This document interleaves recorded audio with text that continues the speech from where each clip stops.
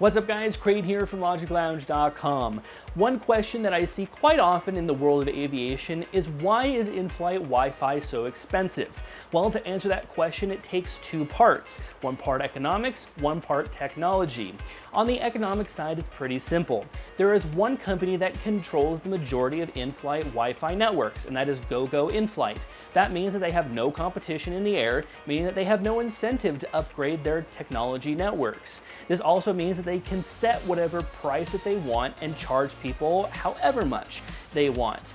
They only bank on about 7% of the customers buying the in-flight service, and that a majority of those customers are business people who will pay those prices because the business company will cover those costs. So they'll pay whatever price, meaning that they get a nice big check and they get to pay out some nice big checks to the airlines while taking in a lot of revenue.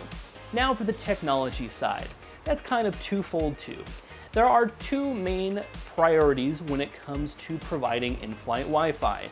One is surface-to-plane Wi-Fi and one is plane-to-satellite Wi-Fi. Now, the Wi-Fi between the ground and the plane is quite slow because you're in a fast-moving aircraft trying to take in those radio waves, and you're generally going to be jumping from tower to tower to tower when you're going across an area. Not to mention the congestion if you're in a place where a lot of people happen to be using that Wi-Fi. It can also slow it down in the plane and also over that vast area.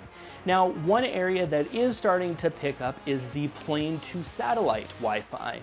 This is a little bit better and provides between 40 megabits and 70 megabits of speed, which is pretty fast. But you're going to have to share that over a large area. So these satellites will cover an area of the Earth, and depending on how many planes are in that area using that Wi-Fi, it has to split up that 40 to 70 megabits between all those planes in the area, which can then cause slowdown of Wi-Fi. So it's generally kind of thrown up in the air whether you're going to get good service or not good service. I've gotten good service on planes before, some nice good Wi-Fi between Washington and California. I've gotten some good across the country, not so much when you get into like the New York area where there's a lot of people there, a lot of business people who might be on planes coming in internationally or maybe even over the air. It's gonna have a lot of congestion. So it's kind of a throw up. And what I have done personally is I've stopped paying for in-flight Wi-Fi. I found it being too expensive and just not fast enough. So what I'll do is I'll take my laptop, load up some movies, maybe load up some TV shows on it, and watch them while in flight. Keeps me entertained, and I don't need to browse the internet. And generally at this point, until it does get better or until GoGo finally gets some competition in the market, I probably wouldn't pay for Wi-Fi nowadays. It's just too slow, too crappy, and if you're doing anything other than checking emails, you're gonna have a very slow time.